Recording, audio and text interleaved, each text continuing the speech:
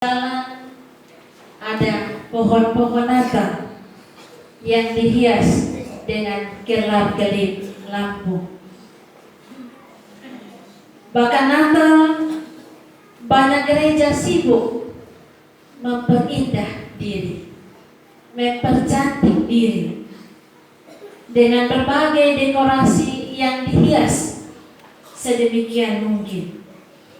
Ada banyak aksesoris yang gemerlapan, memukau, bahkan dia melampaui apa yang sesungguhnya terjadi di Bethlehem 2000-an tahun yang lalu.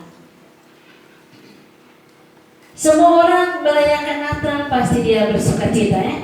Atau ada yang tidak bersukacita malam ini? Ada sukacita kok, Mama? Kalau bukan Natal, pasti tadi sebanyak yang pulang, Mama, Amin. Kalau bukan Natal, pasti tadi jam 7 itu satu-satu sutarik diri dan saya datang mungkin di gedung kebaktian kosong. Tapi ini karena Natal, jadi suasananya harus beda. Suasananya beda, penuh sukacita. Kita memperingati hari lahirnya Sang Juru Selamat, hari lahirnya Raja Damai, lahirnya Sang Mesias yang kita nantikan. Penginjil Lukas menceritakan kepada kita dalam pembacaan firman Tuhan pada malam hari ini, bagaimana situasi Natal di sebuah padang gurun yang ada para gembala-gembala yang sedang menjaga domba-dombanya. Kita membayangkan bagaimana suasana Natal malam hari itu. Di tengah sebuah padang, tiba-tiba kemuliaan Allah bersinar di tengah-tengah mereka. Ada kelompok paduan suara bala tentara surgawi yang menyanyikan sebuah puji-pujian yang begitu menggema. Terjadi di sebuah kota yang bernama Bethlehem. Ada sukacita yang besar oleh karena kabar hari ini telah lahir bagimu Juru Selamat, yaitu Kristus Tuhan di kota Daud. Inilah Natal yang kita rayakan setiap tahun. Ada berita sukacita, berita kegembiraan tentang kelahiran seorang yang dinanti-nantikan, seorang yang ditunggu-tunggu, Sang Juru Selamat, Raja Damai. Bapak-bapak, saudara-saudari, di kota Bethlehem Efrata, dengan para gembala di padang gurun, merupakan latar belakang dari cerita kelahiran Tuhan Yesus pada saat itu. Berkumandanglah berita kesukaan besar oleh bala tentara surgawi, Gloria in excelsis Deo. Kemuliaan bagi Allah di tempat yang maha tinggi, dan damai sejahtera di bumi di antara manusia yang berkenan kepadanya. Itulah yang terjadi ketika Allah mengutus putranya datang ke dunia. Bahkan saat itu seluruh ciptaannya diberitahukan tentang kesukaan itu. Mada yang menggema itu merupakan sebuah pernyataan yang cukup tegas. Apalagi ketika itu malaikat baru saja mengumandangkan berita kelahiran Yesus. Jangan takut, sebab sesungguhnya aku memberitakan kepadamu kesukaan besar untuk seluruh bangsa. Hari ini telah lahir bagimu Juru Selamat. Sebuah reaksi spontanitas bala tentara surgawi yang menyambut berita kesukaan ini dengan suatu paduan suara yang akbar. Kemuliaan bagi Allah di tempat yang maha tinggi. Mereka melihat bahwa peristiwa yang dahsyat terjadi di Bethlehem sebagai sebuah karya Allah yang maha agung. Bapak, mama, saudara-saudari, peristiwa ini digambarkan oleh seorang teolog bahwa mereka sedang melihat Allah. Allah seolah-olah sedang merobek dadanya, memberi hatinya kepada dunia ini. Bapak, mama, saudara-saudara, itulah sukacita Natal yang kita rayakan. Allah dalam cinta kasih yang begitu besar, Ia menghadirkan putranya Tuhan kita Yesus Kristus yang lahir di sebuah kota yang bernama Bethlehem. Hari ini kita mengenang 2000-an tahun lalu peristiwa Natal ini. Kita bersyukur di tengah-tengah situasi sulit, musibah dunia akibat pandemi COVID-19 dan perubahan iklim secara global. Tetapi malam ini kita masih bisa bersukacita merayakan Natal bersama. Untuk itu ada beberapa pesan Natal bagi kita di malam hari ini. Yang pertama, kemuliaan Allah itu diaktualisasikan melalui kelahiran Yesus Kristus. Sekaligus kelahiran Yesus Kristus adalah suatu era di mana tanda dan kuasa kasih Allah dinyatakan bagi dunia ini. Yang menjadi pesan Natal bagi kita di malam ini, bahwa dalam merayakan Natal, prioritas utama kita, inti dari perayaan Natal itu diberikan hanya pada kemuliaan Allah.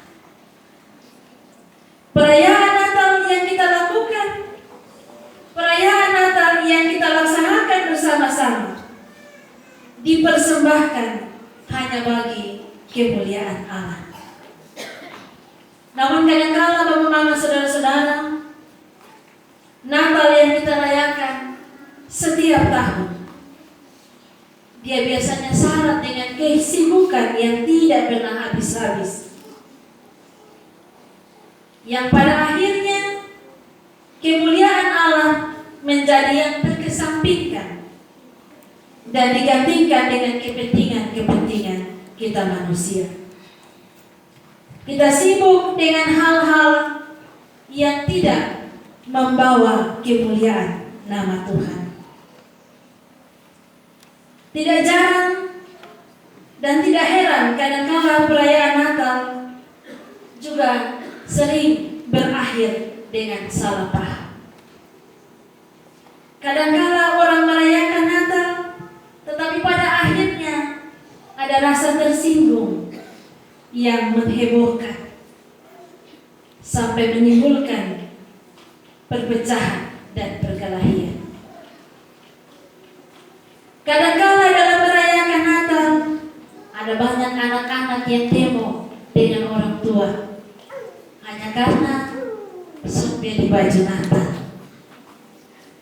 Ada istri-istri yang mau bicara dengan suami hanya karena ada kue Natal. Ada muda-mudi yang tidak bersukacita merayakan Natal karena baru di PHP.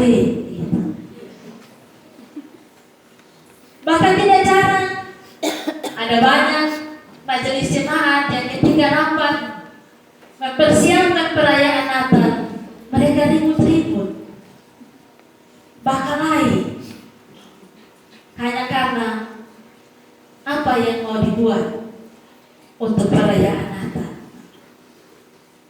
Semua ini terjadi Bapak, Mama, saudara-saudari, karena kita lupa yang menjadi prioritas, yang menjadi inti sebuah Natal sebenarnya ialah kemuliaan Tuhan. Kita lupa menempatkan pusat perayaan Natal dalam kerangka, dalam kemuliaan bagi Allah di tempat yang maha tinggi. Gloria in excelsis Deo. Kita lupa bahwa Natal yang kita rayakan untuk kemuliaan nama Allah.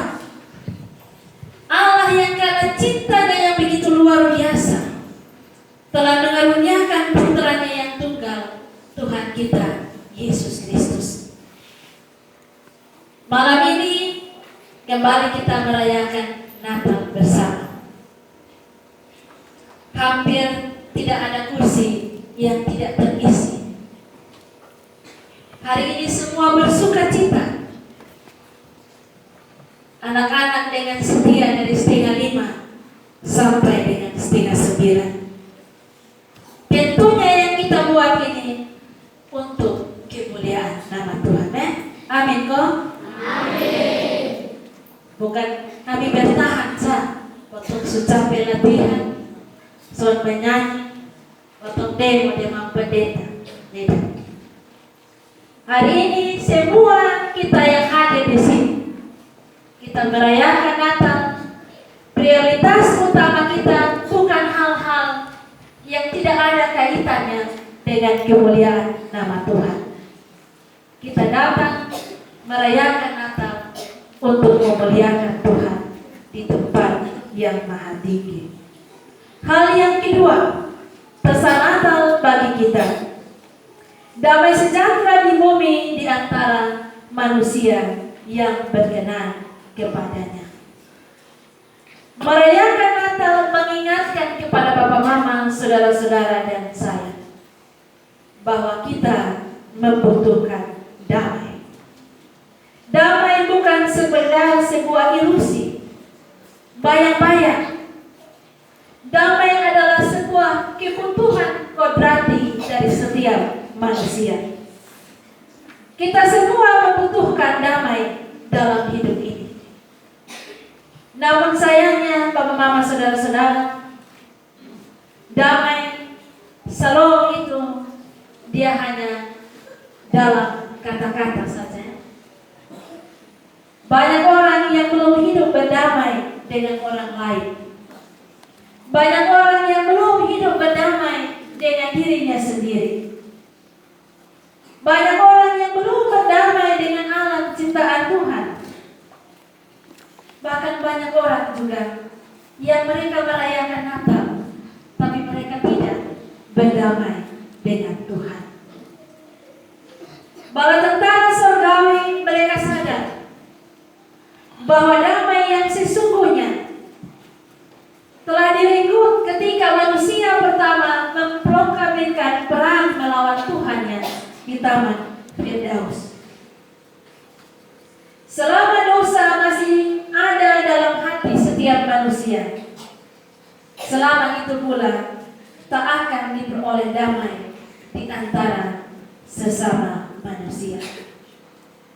Hari ini kita kembali merayakan Natal bersama-sama. Pesan Natal bagi kita bahwa damai itu adalah kebutuhan kita. Kebutuhan Bapak Mama, saudara-saudari dan saya. Ibarat kalau kita tidak makan, pasti kita tidak semangat, kita tidak kuat, kita tidak fresh, tidak mood dan lain sebagainya. Damai itu harus dijadikan sebuah kebutuhan. Bapak Mama dan saudara-saudari dan saya, kita semua membutuhkan damai. Damai mulai dengan diri sendiri ya. Berdamai dengan diri sendiri itu juga satu pergumulan. Kalau kita sudah bisa berdamai dengan diri sendiri, pasti kita bisa melangkah untuk berdamai dengan orang lain. Kemudian kita bisa melangkah juga berdamai dengan alam ciptaan Tuhan. Dan kita juga bisa dengan langkah yang ringan kita berdamai dengan Allah. Malam Natal ini kita diperingatkan melalui pesan Natal.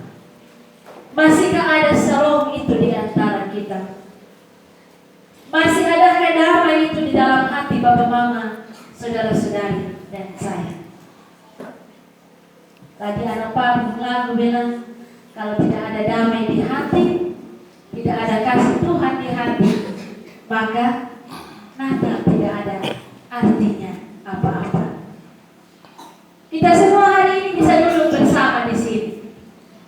Semua bisa bersuka cita, tapi belum tentu ada damai di hati, ya, teman.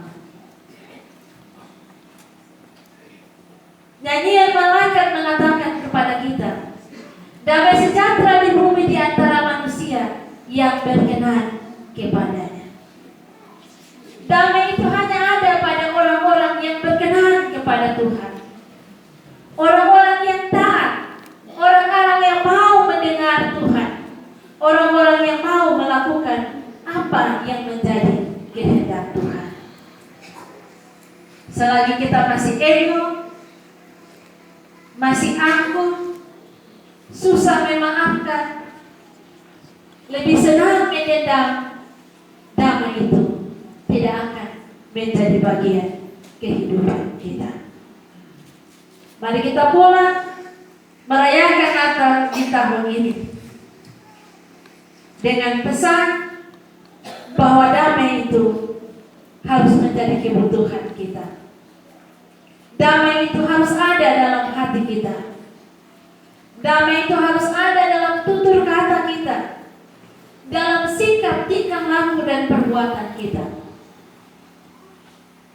kepada orang lain di sekitar kita, suami, istri, orang tua, anak-anak kita, kepada orang lain, tetangga, keluarga, bahkan musuh sekalipun.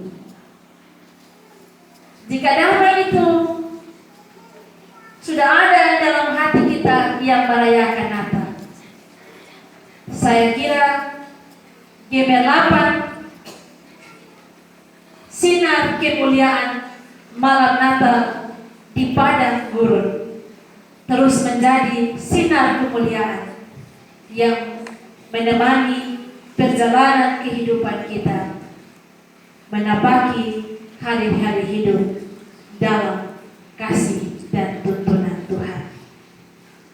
Selama kita berkenan kepada Tuhan, damai Natal itu terus ada dan hidup bersama kita. Selamat Natal. Jadikanlah Natal yang kita rayakan untuk kemuliaan nama Tuhan. Natal mengingatkan kita untuk selalu membutuhkan damai dalam hari-hari hidup kita. Tuhan Yesus, Sang Juru Selamat, selalu mencurahkan damai dalam kehidupan Bapak, Mama, saudara-saudari sekalian. Amin.